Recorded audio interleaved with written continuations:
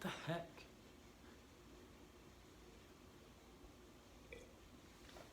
Well, that was weird.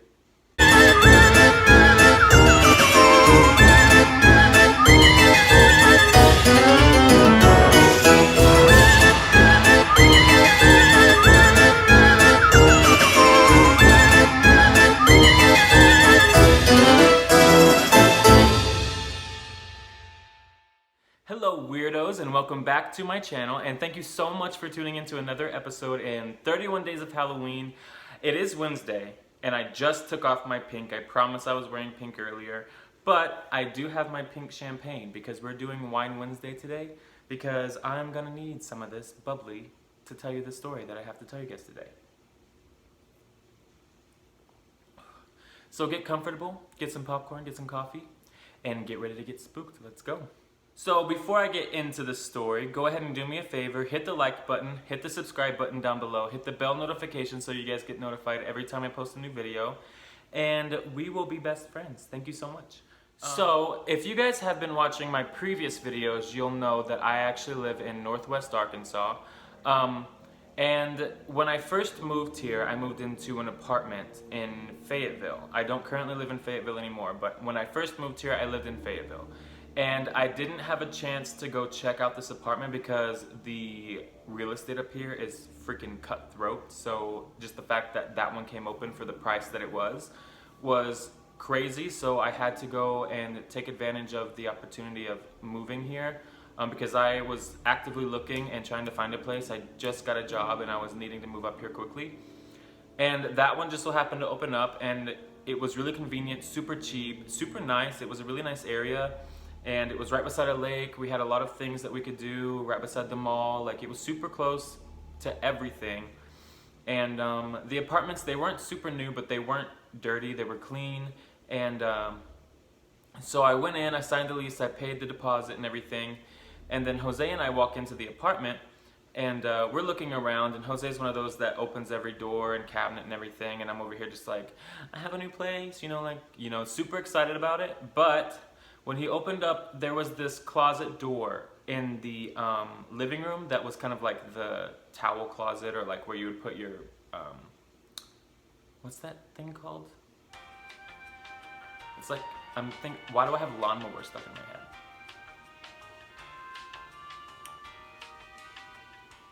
Vacuum cleaner.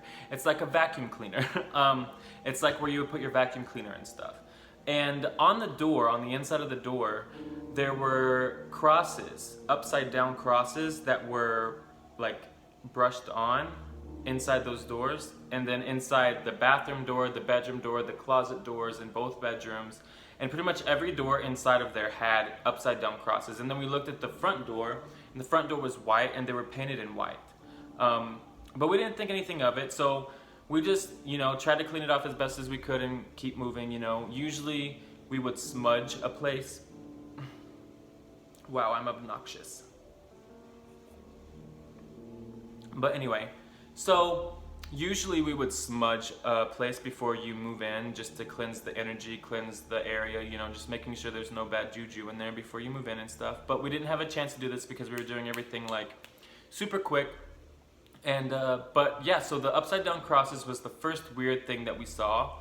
And then, months later, nothing happened, nothing crazy. Jose wouldn't come over a lot because he would say that he just didn't like the energy there. He just didn't feel comfortable being there. So I would always be going over to his place and everything. And, yeah, the first experience that I had a dog. She has recently passed away, rest her soul.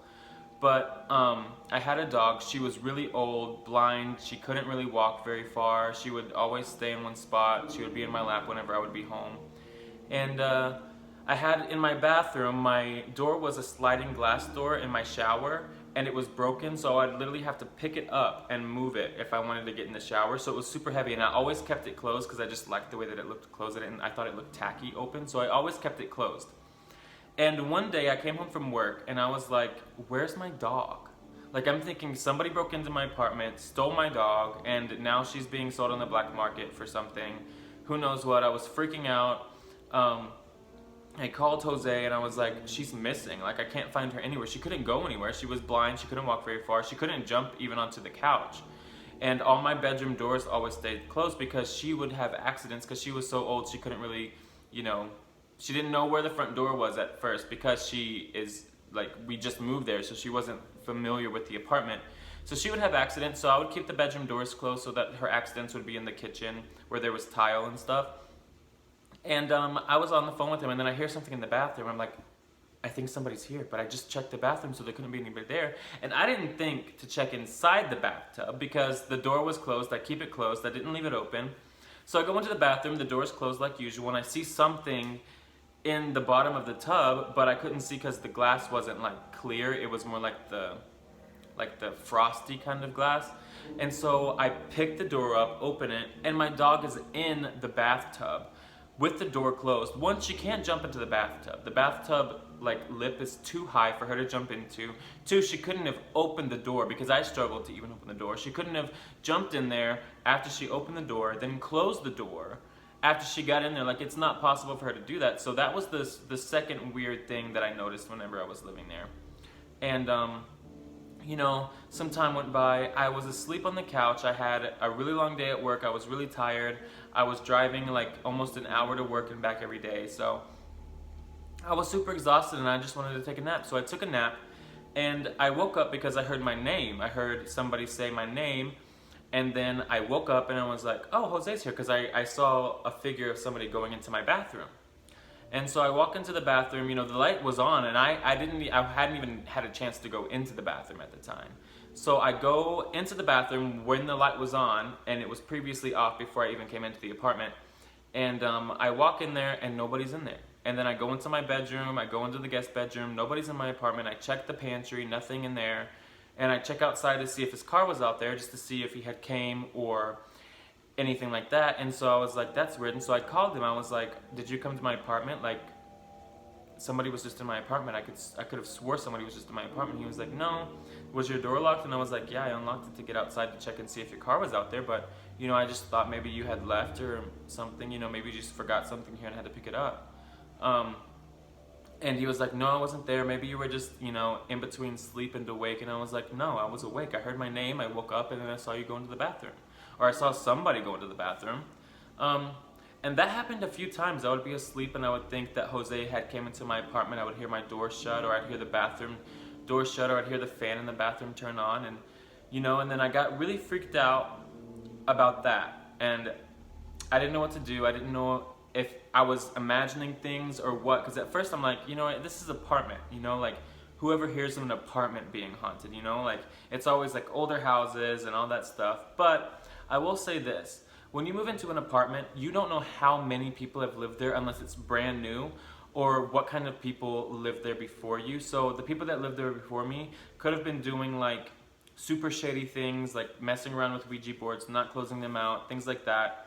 And the last experience I remember having, I was asleep in my bedroom, and I was really frustrated because I couldn't fall asleep. I don't know why I couldn't fall asleep. I was tossing and turning. I couldn't fall asleep.